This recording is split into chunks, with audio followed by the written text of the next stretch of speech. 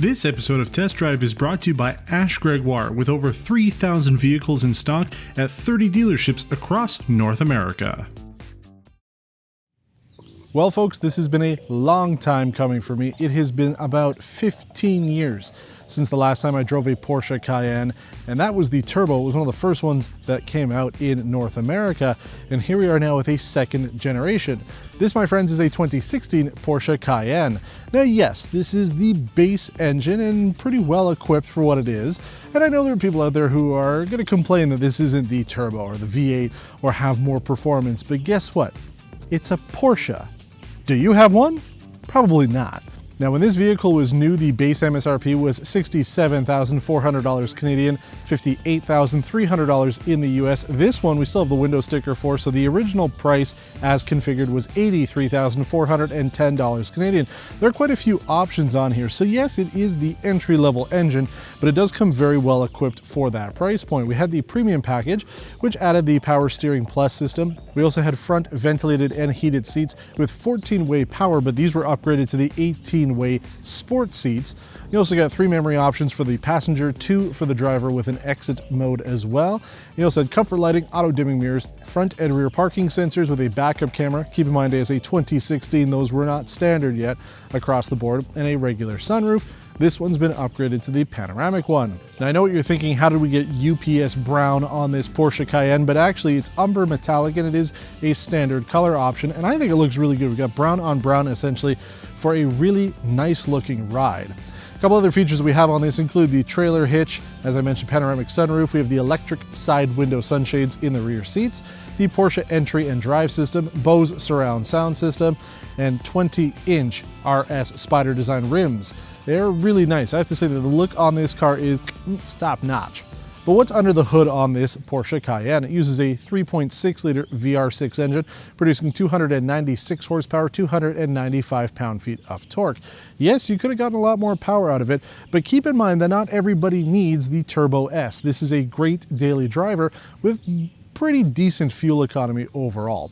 This has a 8-speed Tiptronic automatic transmission. The base models in Europe would have come with a 6-speed manual transmission, but we do have the 8-speed here. You do have flappy paddles as well. Now, if you are new to Porsche, this vehicle as a second generation Cayenne is very similar to the first generation in terms of design and overall shape. Though they did make this one bigger, it does have a very good look to it. And even though it's 5 years old, it still is very modern compared to the current Porsche Cayenne. I like the front ends on this, the back looks great, and overall, this is the color that I would probably take if I wasn't going for the top end Turbo S plug-in hybrid. You want to get sort of funky colors with it, because I gotta say, it just looks great in this brown. The interior on this is also just another level. There's so many physical buttons on this vehicle. Yeah, the infotainment system is kind of small, but it's fine. For 2016, this is kind of what you would expect, but the seats are very comfortable, firm and supportive, but they are comfortable. You have plenty of space in this vehicle, and everything has just another level of quality to it. When you click the turn signal, for example, I mean, it's just got this thud to it that you don't usually get anymore. It's a real turn signal. It's not one of those electronic ones that when you click it kind of goes back into the same position it was before. It all works. And this vehicle has 82,000 kilometers on it, and absolutely everything works on it. If you're always curious about how these vehicles fare over time, there's a reason why Porsche is usually #1 when it comes to ownership reliability surveys. They are built incredibly well, and they actually do hold up pretty well as well. And I wouldn't be here doing this video if it weren't for my friends at Ash Gregoire. They've let me borrow this Porsche Cayenne for an entire week to be able to do a full video and get to know a lot more about this, to be able to provide some content for you. And if you're interested in buying a vehicle from Ash Gregoire, you can head over to promo.ashgregoire.com/Niall, that's my name, to be able to save $200 on the next purchase of your vehicle. Whether you're going in-store to one of their 30 dealerships across North America or online anytime at ashgregoire.com, you can save that and find a selection of over 3,000 vehicles in stock, including this Porsche Cayenne. And I have to say, original MSRP on this, $83,000, as I mentioned. You could buy it today for less than half. Don't you just love depreciation? So again, big thanks to Ash Gregoire for letting us feature this 2016 Porsche Cayenne. Now, we can talk a lot about how this vehicle looks, how the interior feels, but really you want to see it on the road. Again, it's not the performance model, so you're not necessarily going to be doing a lot of performance testing, but I want to talk about how this is as a daily driver. Why you might want to consider a Porsche Cayenne over some of the other luxury vehicles, and ultimately why you would want to consider it because it is an exotic vehicle, no matter how you look at it. So let's take it on the road and go over everything else you need to know if you're in the market for a second generation Porsche Cayenne. I'm not going to do a launch with this. It's not that quick. I'll show you here. We're going to gun it a little bit.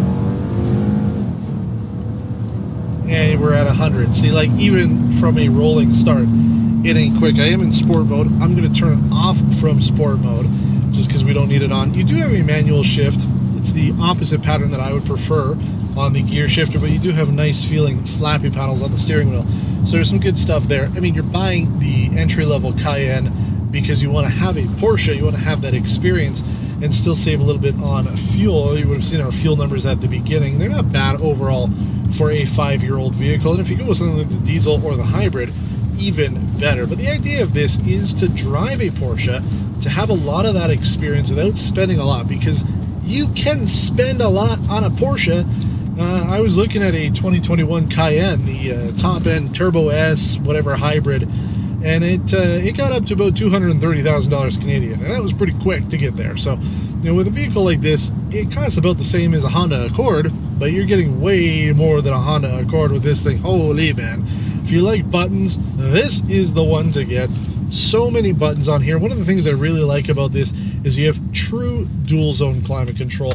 Not like what we usually see where, you know, the temperatures are different, but the fan speed and directions are shared between the two. This one, you have independent, proper fan control and speed for both front passengers, just like you would on a flagship luxury sedan like a BMW 7 Series or a Mercedes S-Class. And this is the equivalent of a Mercedes GLE or a BMW X5. This is a mid-size luxury SUV. So you're getting quite a good kit in here. Plus all the buttons are great. You have some controls for off-road if you do it. I assume most people are going to be keeping this on-road, but there are the options there. And the interior works. Yeah, the infotainment screen is kind of small by today's standards, but you have the screen there with another screen in the 5-pod gauge cluster to give you a little bit more information. Things like your phone, the radio, a map if you wanted it to be there. The thing is though, those two computers are not connected, so you have to change the settings for the infotainment screen as well as the gauge cluster screen. So there were two different options that I had to go into to change the languages for both of them, but you kind of get used to it. Plus once you've set it up, it's all done. But the thing is, it's not just a really, really nice, you know, Volkswagen Touareg. There are some really interesting things about this. For example, I've got the dome lighting set so that it turns on when the car doors open, right? Makes sense. Everybody usually does that. But Porsche takes it to another level. They say, hey, you know what? Super sunny out right now. You don't need them. So we're not going to turn them on when you open the door. It's only when the ambient light sensor says, hey, it's dark out, you're in a parking spot, parking garage, or whatever it may be, or it's nighttime, now we'll turn it on. And it looks so nice. There's like this halo ring on the top of LED light, plus the map lights. It's so nice, just like this added level of luxury that you just don't expect. So there's small things like that. The quality of the vehicle itself, I mean, I'm telling you, just the turn signals feel so good when you click them in. Everything about this is another level, and I still can't believe 82,000 kilometers on this. Everything works. Like, everything works. There's no issues whatsoever with this vehicle. If you told me that this was a press car and I didn't see the mileage, and yeah, obviously it's slightly different, the look has been updated for the 2021s and whatnot, but if I were to just drive this vehicle, I would think, holy man, like, this thing is in great shape. This must be a new car. But it's not, because it's got the mileage, but you wouldn't know. It's just nuts. You know, when you look at Porsche, they always top the reliability charts. And some people say, oh, you know, they make them so that they're really, really good for the first 2 years. So they get really good marks when it comes to the, you know, ownership, reliability, and whatnot. But here we are 5 years later. This thing is still like it rolled off the showroom floor. It's great. So I really like it. Like, you know, I know I've driven a number of cars now with Ash Gregoire, and each one I really like, but man, do I like this one. And again, it's not even a performance-oriented one. Yeah, this VR6 engine, it's fine for the size of the vehicle. It gets the job done. Fuel economy is fine, and overall performance is what you need, even if you've got some people in it. But it does give me a little bit of a desire to see what that Turbo or Turbo S would be. I would just be curious to see how it really is. But something like this, man, it's so good. And the great thing is, unlike with a lot of vehicles, a lot of the luxury cars that we drive, when we say things like, oh, you know, if people are going to complain about what you drive, you know, you're still driving something. But a lot of people can go out and buy an X5 or a Mercedes GLE. But to be able to say to somebody, no, okay, it's the base model, but guess what? I'm going to get in my Porsche and I'm going to drive off. Not many people get to say that. That's one of the truly great things about driving this car. It's not only about how good the actual vehicle is, how the build quality and everything put together makes it seem and feel on the road, but it's also how it's represented on the road. The other people know that you have arrived in something special. It's not just a regular luxury SUV, because it's a Porsche. And man, oh man, lives up to everything that I was expecting this car to be and more. Very, very happy with it. This is just, it's amazing that you can buy this for half the price of what it was new. It's great, and there's so many options out there too. If you're looking for one of the ones with a little bit more power, you can get that. You don't have to spend a whole lot more compared to how it was new, but there are some seriously good options out there. But I would pretty much take this one the way it is. I like the brown. I love the brown. I love the brown outside too. It's good. It's got all the features that I would want. I mean, modern features that you would want. You can live with the infotainment system being a little cumbersome. But aside from that, though, it's really good. I mean, I don't know what else to tell you about it. It's pretty much exceeded my expectations for what a used Porsche can be. When you factor in the fact that absolutely everything works for the price, I don't know why you would buy a brand new car when you can get something like this. But there are a couple other things I could talk about. We haven't really touched on the ride and drive. I do find that this, it's kind of a mix between some of the more luxury-oriented, softer rides that we feel kind of like Lincoln, and a little bit more on the performance-oriented side, i.e. BMW. It's kind of right in the middle. So handling is really good. Took a corner there. It was very nice. Going over some of the holes in the road, some of the potholes, you do feel it. But then there are some less, I don't know what the right word is, not so much violent, but you know, there's a couple of areas in this town that I try to take vehicles through. It's not a pothole, it's like a bump in the road, and this thing went over it like there was nothing there. So it depends. Like, it was a hole in the road, you know, it was a sewer, that one too. You do feel it, but it depends. It's kind of in the middle. If you're looking for a comfortable ride, but still have a little bit of, you know, a little dash of sportiness into it, then there is that option with this. So I do like it. The ride is really good. Interior, super quiet. Probably going to be listening to that Bose audio system anyway. And if you find one that has the Burmester system, even more money. You can continuously add more to these vehicles. That's the thing. Like, I mean, the just cost goes up and up. But there are so many options that you could have had. But yeah, it's quiet in here.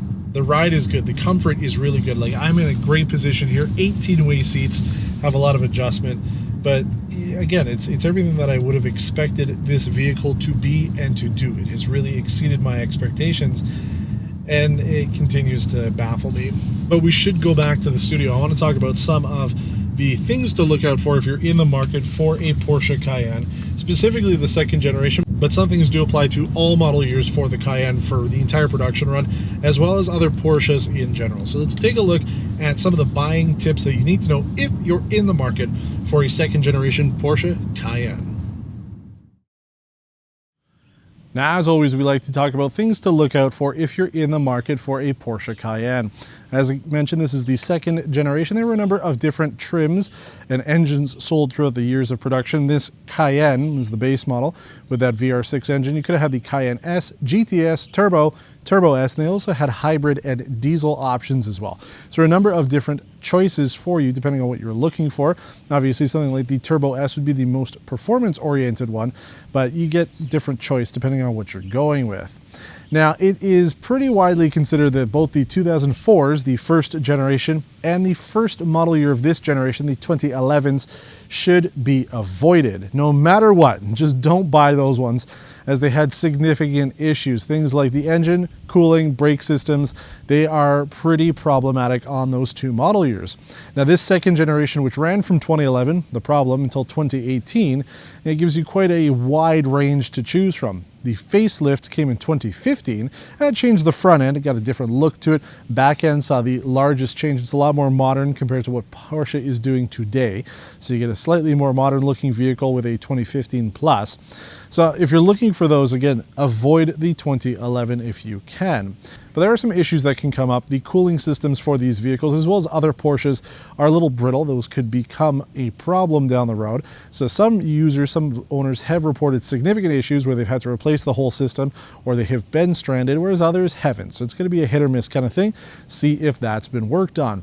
Also, the transfer case could pose some problems. There were early wear and tear issues with them, and they could go over time as well. Try to see if that has been repaired based on the ownership history.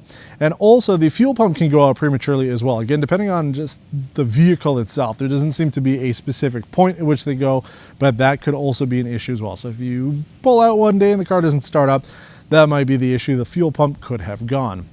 Now, this is what I would consider to be an exotic luxury vehicle. Maybe not so much in Europe where you have a lot more of these, but out here in the middle of nowhere in Quebec, this is absolutely an exotic vehicle, which means it needs special maintenance and care. You can't just take it to Jiffy Lube and get the oil changed. You can do it yourself, and you can save a lot if you are able to work on these cars. They aren't as complicated as they sound, but you do need to stay up to date on the maintenance, because for the most part, they are pretty reliable. If you're looking at one of these later second generation models, you should be in good shape and you'll be able to drive it for quite a while. The thing is, once they do start to fall apart, it starts to add up pretty quickly, and you're better off getting rid of the vehicle. That's why you can find 2004s for pretty cheap, because they're pretty problematic. But these ones, for the most part, seem to be pretty good. A lot of people that have bought them did the reliability surveys, both at the time that they were purchased as well as years later. When I look at the research for that, it shows that they are pretty solid for an expensive luxury vehicle like this. So make sure you do your homework, bring it to a trusted mechanic first, have it looked over. Service history is key. Since it's a Porsche, chances are you will have that information. I do find when you're looking at vehicles like this, the owners try to keep as much data and information as they can. So get all of that beforehand and have it looked over, because it's a great car. There's so much to enjoy when it comes to a Porsche. You don't want to be stuck with one that is going to give you a headache. If you have any questions about this video, please let me know in the comments below. I always try to get back to everybody that I can. Give a thumbs up to the video if you liked it, and also subscribe to the channel if you haven't done so already. Until next time, thanks for watching and take care.